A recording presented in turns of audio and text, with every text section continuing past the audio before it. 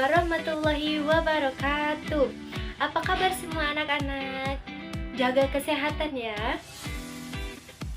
Baik, pada kesempatan kali ini saya, Ibu Siti Anisya, akan membahas mata pelajaran bahasa Indonesia mengenai teks negosiasi. Nah, sebelumnya Ibu ingin bertanya terlebih dahulu ya. Mungkin di antara kalian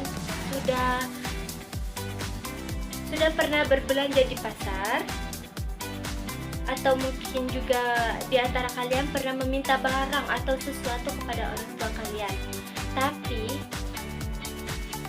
Tapi kalian butuh penjelasan panjang lebar. Nah, itu salah satu contoh dari teks negosiasi. Lalu kalau begitu, apa sih negosiasi? Menurut KBBI atau Kamus Besar Bahasa Indonesia, arti negosiasi adalah proses tawar-menawar yang dilakukan oleh kedua belah pihak dengan jalan berunding untuk mencapai kesepakatan bersama antara satu pihak dan pihak lainnya.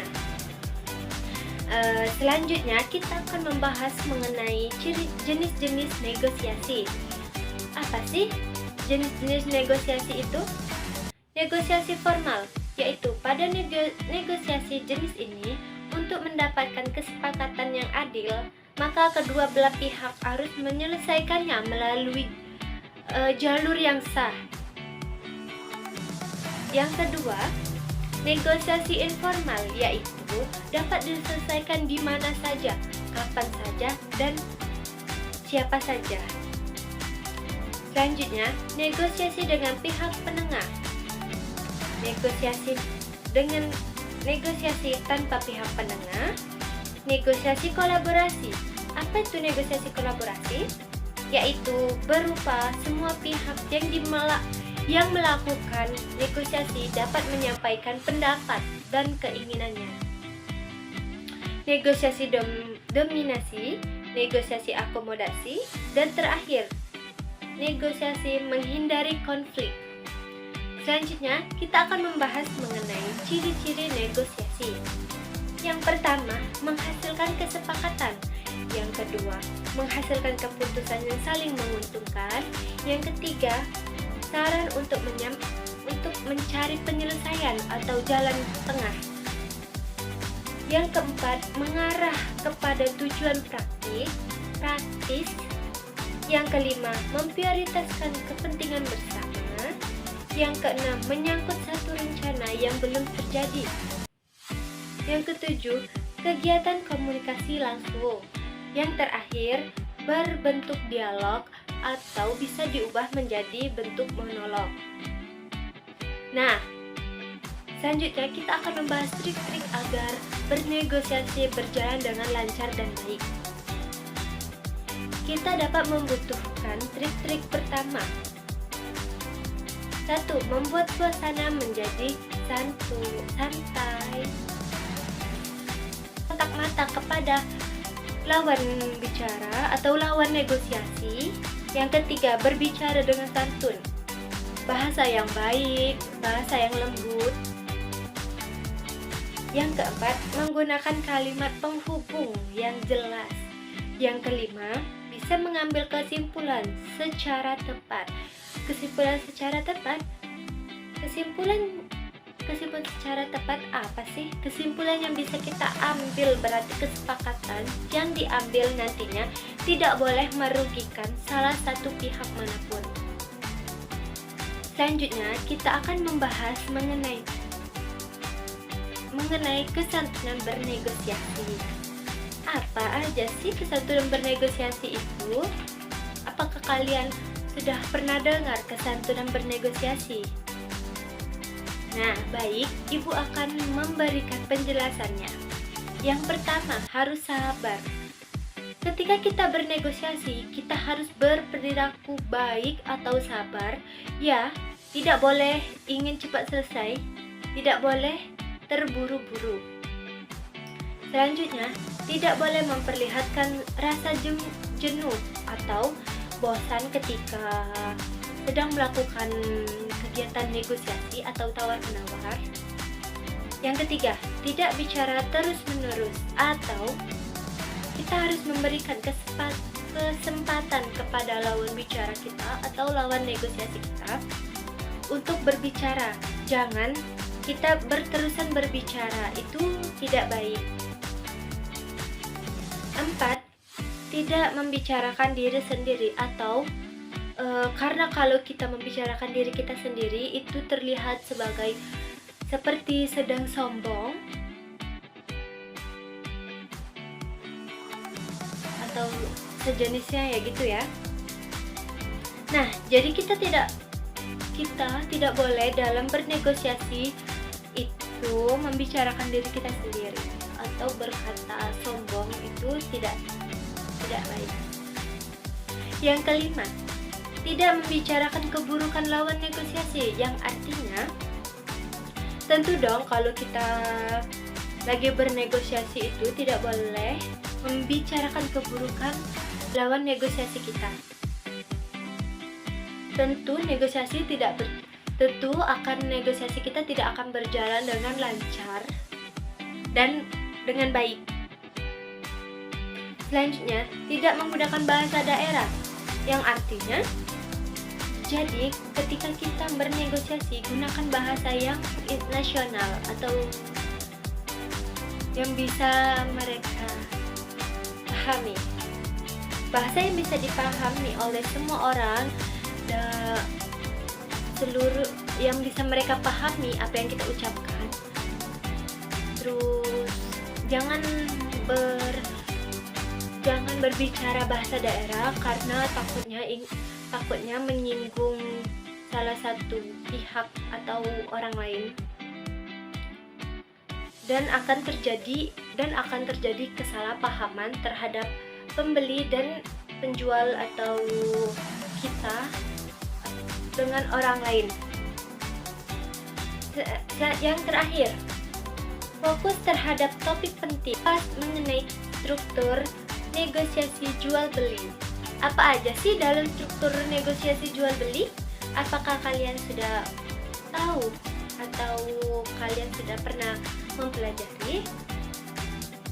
Baik, di sini Ibu akan memberikan penjelasan mengenai struktur negosiasi jual beli. Ada apa aja sih? Yang pertama, orientasi. Orientasi itu bisa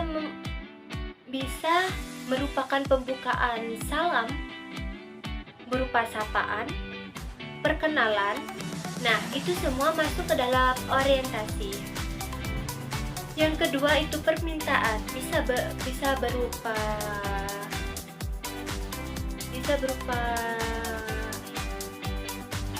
yang kedua itu permintaan. Biasanya dilakukan pihak pembeli, di mana pihak pembeli diminta atau menanyakan kesediaan barang yang diinginkan kepada penjual. Itu masuk ke permintaan.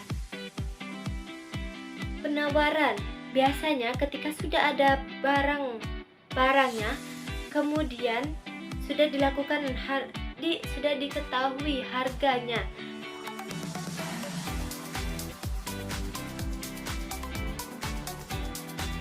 Selanjutnya penawaran. Ketika sudah ada barangnya, kemudian sudah diketahui harganya, baru terjadilah proses tawar-menawar. Ini adalah inti dari negosiasi.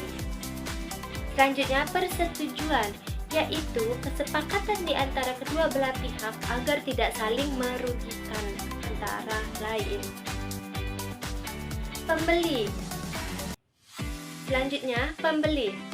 Biasanya proses di mana pembeli memberikan uang kepada penjual dan penjual memberikan barang kepada pembeli. Itu masuk di kategori pembeli. Penutup. Biasanya salam penutup atau bisa juga pesan yang ingin disampaikan kepada penjual untuk bisa kembali ke tokohnya untuk membeli lagi, seperti itu. Oke, di dalam negosiasi tadi ada struktur persetujuan. Nah Bu, bagaimana Nah Bu, bagaimana sih kalau persetujuannya tidak tercapai atau tidak berhasil mencapai kata sepakat di antara pihak yang terlibat? Nah itu makanya, maka negosiasinya bisa dikatakan gagal karena persetujuannya tidak tercapai. Karena tadi ciri negosiasi harus mencapai kesepakatan sebagai hasil dari kegiatan negosiasi. Bisa dipahami semuanya ya, apa yang Ibu sampaikan dan Ibu jelaskan tadi. Selanjutnya Ibu akan mencoba membacakan contoh dari tes negosiasi. Nanti kita akan analisis strukturnya seperti apa ya. Contoh struktur negosiasi jual beli buah. Yang pertama, penjual. Yang pertama, penjual, silakan buah yang manis dan murah meriah. Pembeli, berapa harganya Bu? Itu termasuk dari kategori orientasi. Selanjutnya, penjual, murah Bu, 1 kilonya cuma 15.000 aja. Pembeli, 2 kilo 25.000 aja boleh. Itu termasuk dari pengajuan, dari struktur pengajuan. Selanjutnya, penjual, belum dapat Bu, kalau segitu mas saya belum dapat untung. Pembeli, wah kalau 15.000 1 kilo itu kemahalan Bang. Penjual, bisa kurang kok, tapi jangan banyak-banyak Bu, nanti saya rugi. Pembeli, gimana kalau 13.000 1 kilo? Boleh nggak Bang? Penjual, naikin lagi Bu, kalau segitu untuk saya mepet Bu. Pembeli, tawaran terakhir nih Bang, 14.000 1 kilo bisa? Penjual, boleh Bu, untuk untung buat penglaris hari ini. Nah itu semua contoh dari struktur penawaran, termasuk dari struktur penawaran. Selanjutnya, pembeli, jadi boleh 14.000 1 kilo? Penjual, boleh, buat ibu saya kasih murah aja. Itu termasuk dari struktur persetujuan. Selanjutnya yang terakhir, pembeli, terima kasih Bang, ini uangnya. Penjual, terima kasih juga Bu, besok-besok mampir lagi ya Bu. Itu termasuk dari kata struktur penutup. Sekian pembahasan yang Ibu sampaikan. Jika ada salah kata atau perbuatan, Ibu mohon maaf. Jaga kesehatan semua ya anak-anak.